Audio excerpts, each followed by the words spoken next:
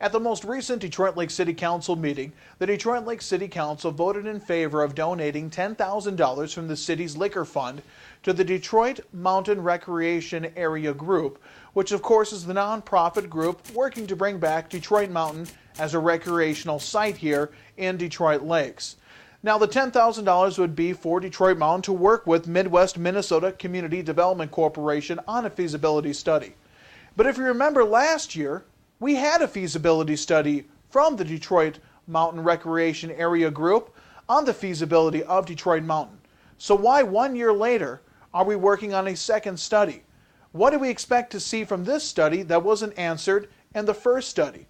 Now, to paraphrase, the results from the first study basically said a Four Seasons recreational area on Detroit Mountain would be feasible, but it would take some kind of governing or government partnering body in order to get it done, or some sort of financial stability or money from some sort of government agency in order to make it a feasible project.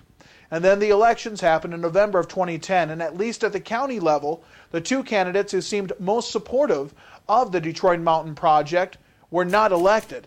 In fact, one gentleman, Don Scarry, was elected and ran on a platform very much so against the Detroit Mountain project, and another elected city or county commissioner, John Okeson, was open to it but really had some reservations about the cost. Those are the two that elected over John Belfi and Cindy Anderson, who both seemed at least more open to the idea of using public funds for Detroit Mountain.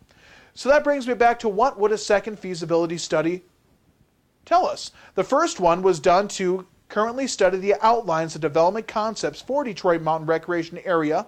The report included economic considerations, current ski industry overview, financial projections, and resort comparisons. The information in this study would lay out the groundwork for determining the future of the Detroit Mountain Recreation Area.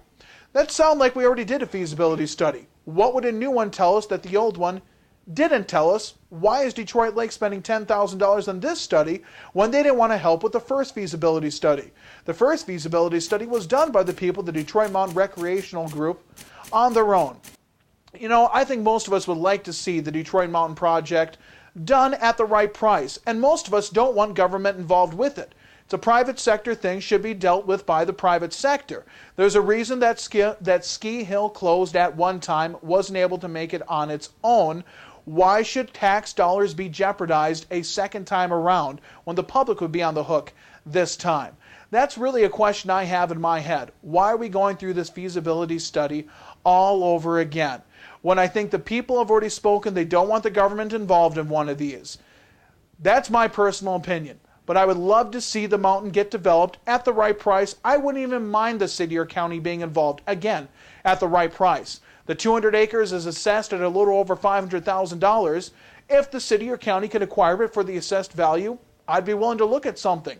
But to pay 2 or 3 times what it's assessed at, to me, would be crazy. Absolutely crazy to do that. It is a unique opportunity. The job potential and entertainment potential is great.